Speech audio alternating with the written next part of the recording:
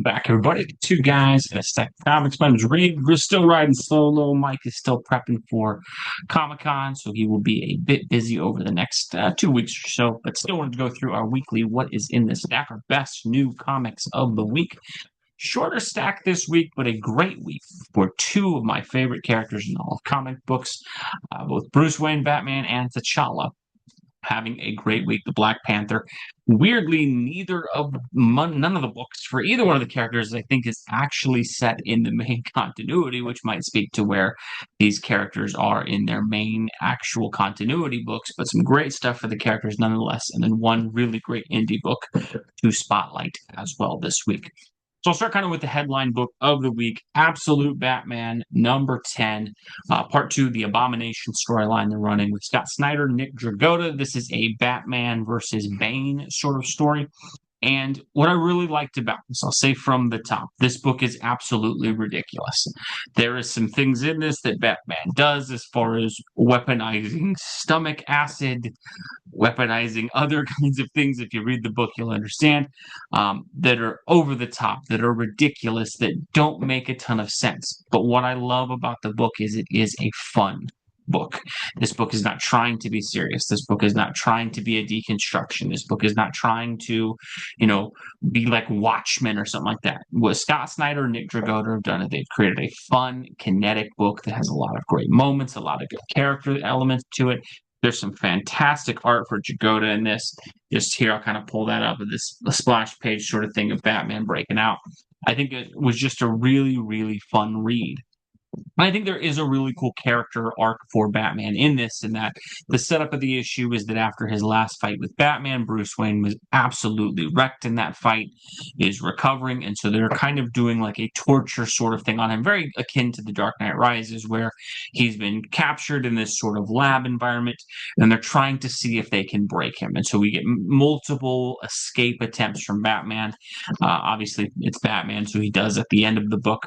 But it was a really great examination of the character, how much he can plan, how much he can be sort of stoic, how much he can be calculating, showed some good action scenes, and I think captured what I love most about Batman, which is, I think it's a quote that's been associated with him. You see it on plaques and stuff like that, but that idea that Batman's only superpower is that he doesn't give up.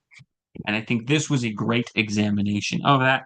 I will say the Dragotta art was really, really on point in this. I'm not sure 100% on the Bane redesign that they did or the Killer Croc redesign that's in here, the events in this book. Overall, it was just a really satisfying, fun, and enjoyable read. Absolute Batman has been a huge surprise in that once they started talking initially about, hey, we're going to take the money from Bruce Wayne and examine that, was kind of worried it would go down the avenue of being more social commentary than actual fun.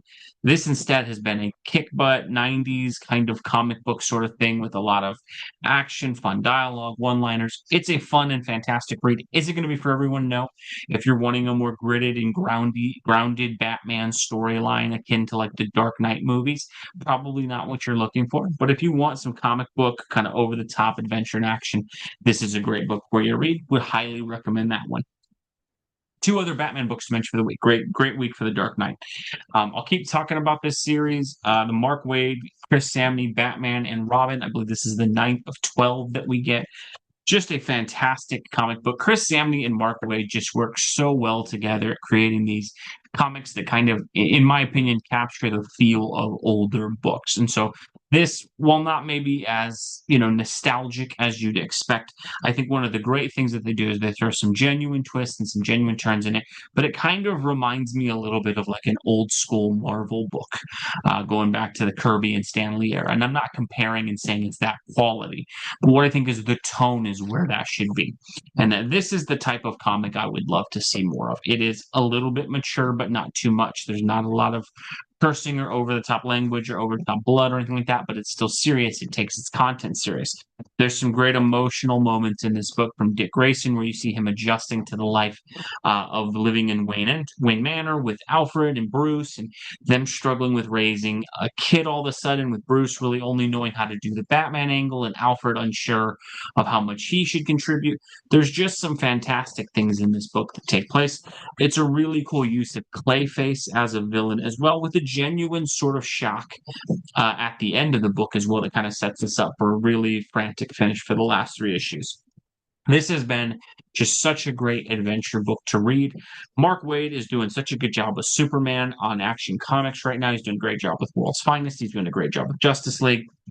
And even on this Batman book himself, he does a great job. And I think what I would highlight more than anything on this book is, while Batman is the lead of the book for certain, there's such a great balance of Bruce Wayne stuff, Dick Grayson stuff, Alfred stuff. All of the characters get their moments. They all shine. None of them feel like they're just there to be there. It's a great and fantastic book. If you just want something that's kind of everything you like about Batman, I would recommend this one here. Other book as well, kind of again focusing on the early days of Batman. You have Robin and Batman, this time around Jason Todd #2. This is sort of a sequel to the series a couple years ago, Robin and Batman, that came out, which focused on Dick Grayson. This one obviously focusing on Jason Todd. And you get Jeff Lemire with Dustin Nguyen on the art. The art is great in this. I've always liked Dustin Nguyen. He just has a very distinct look, almost like an unreal or surreal sort of a style to it. I just think it's great. It worked really well for Batman. Kind of hold up a couple of the panels here. This is, again, a great examination book of Batman trying to fit Jason Todd into the world of being Batman, showing the differences between him and Dick Grayson. And this book, as you can kind of tell from the cover, highlights a cool interaction between Jason Todd and Dick Grayson and kind of where that mentorship or relationship sort of broke down. Overall, this was a great read. It is a little on the expensive side of $4.99, but you do get your bang for your buck, and that this is a little bit thicker and has more pages to it, so it's actually a pretty good deal. And I do think there is some really cool stuff like this splash page here with the two Robins. Overall, it's a really fun read. It's a really, throwback kind of book to the early days of Batman. And I appreciate that DC Comics, if you're going to have 15, 16 Batman titles, they should all be doing something different. And so I think books like this and books like what Waid and Samney are doing, really cool to see those sort of things examined within Batman and his world. So I think a great week of Bat books there.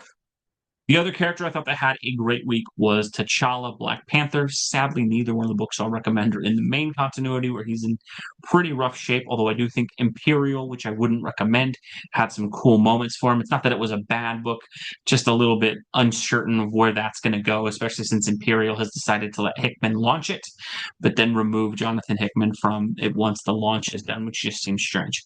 But the two that I will recommend, Ultimate Black Panther #18. What I will say for Ultimate Black Panther, they are doing some really, really interesting things in this book, and this has been more of a long game sort of book. Early on, I thought the first arc was really solid, and then it felt like issue 7 through about 11 really slowed down, needed just a little more action, a little more dynamics to it. What has happened in this book, the last 3 or 4 chapters of the last 3 or 4 issues, all these things that have been working in the background are starting to pay off. You're starting to see a little bit more about Killmonger and Okoye and about T'Challa and about Storm as a character. And I think all of that just really, really works. It's earned because you're invested in these characters. You've been there for 18 issues. I think the other part, you get Stefano Caselli on this. He does a great job with the art, and he just does some really cool kind of splash page sort of things with Black Panther, making him a fearsome and awesome character again. There was a really cool one-liner in here where he's kind of confronted with 4 or 5 folks with guns, and he kind of looks at him and he's like, "I won't kill you, but you are not going to be the same if you make me go through you." And I just, those type of moments, letting T'Challa shine like that as a superhero, is just an absolute kind of BA character. I thought was great. There's some really good action panels in this as well. And it was just great to see a book that just lets T'Challa be an awesome character again. And so I really enjoyed this. They're setting up some really interesting things. One of the things about this, Brian Hill, when he talked about the run when he started, he said one of the inspirations for this was he was kind of going to use Dune a little bit in the background, which sounded like a weird sort of mix with Black Panther. But when you look at it, there's this Voodoo Khan kind of group that has been like these spiritual advisors for Wakanda. You start to see their role, what they're doing, kind of how they've been nefarious with this. It's a really, really great read. I think if this is a book that you just stopped reading or you kind of fell off on, I think these last chapters have made it worth all of the reading. So I would highly recommend Ultimate Black Panther #18. I think that was a really solid book, especially if you're a T'Challa fan who just wants to see the character look awesome again. Other one with T'Challa this week that I'll recommend, Marvel Knights, The World to Come, #2. This, to me, I'll be honest, this is not going to be a book for everybody. However, Christopher Priest's Black Panther run is one of my favorite runs in all of comics. It is collected in two really cool omnibuses. The one thing with Christopher Priest, at times he is a non-sequential storyteller, and so often with him, if you've read his Black Panther run, there is stuff that, like in issue 1 or 4, won't make a lot of sense until you read issue 9 or 10. Now, that can drive folks crazy, and I do not blame folks for that. I think for me, I enjoyed Priest's run because I had it in omnibus form and I was able to kind of have all that material. I think for some folks, if you want to just drop in and check out an issue, though, it might drive you a little crazy. But what I think about this is completely what you'd expect if you liked that run. It just basically carries over all of the same sort of elements. Joe Quesada's on the art on this. I think he's doing a really good job. It does have a very gritty kind of Marvel Knights feel, and it's interesting to see a throwback to that era of comics, from about 20 years ago. This is obviously, this was a hugely controversial first issue with the Katima character who is, revealed in this to be Black Panther's adopted son. There'll be more with this that makes folks angry. Of course, you do get kind of to spoiler here, you get him on the throne at the end, which I'm sure will hit folks a certain way. Obviously, it seems like Priest is setting this up, though, that this is the villain of the arc. So I think people who are using that to kind of traffic and getting angry at this or something like that, I don't think it's really going to pay off with any of that. I do believe that eventually this will end up being a good T'Challa story. I could be wrong, but I trust Christopher Priest, and overall, I think this is a good book worth checking out, especially if you liked his first run on Black Panther with Marvel Knights a little over 20 years ago. Last book I'll recommend for the week, Redcoat. This is issue number 13. Brian Hitch and Jeff Johns on this. Continues the arc of adding this Northerner character to it. It's just what I will say with Redcoat is that Redcoat is just such a fun book to read. You have this character in Simon Pure who, they just portray so well, and he's the scumbag with the heart of gold kind of thing. You really like the character, but he has these huge flaws. It's great character work from Johns and Hitch, kind of putting this together where it's this character where you never really know what he's going to do. He's never despicable enough that you hate him, but never heroic enough that it becomes predictable. And the jaunt through history that they're doing, his placement in it, and the way that they use historical events to fit this universe, it's just so much fun to read. It's a great book. Brian Hitch is really doing an amazing job on the art as well. I've always liked him. I thought his Marvel work was fantastic, but he just does some really cool stuff in the book. I think his art just really shines throughout, especially like the facial expressions and the conversations and things that are there. There's such detail to them. He's just doing really, really great. And at the end, we do get a major tease that Redcoat is finally going to interact. The Northerner actually going to interact with the world of Geiger. So these two series have been connected. We haven't really seen much connective tissue.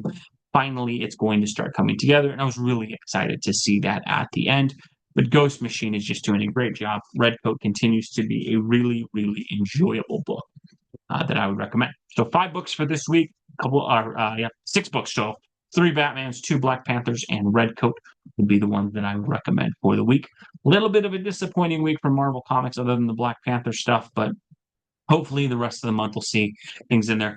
A couple things that will be coming up on the channel this week. We'll have a video sort of talking about the revealed details of this new X-Men Age of Revelation they're doing.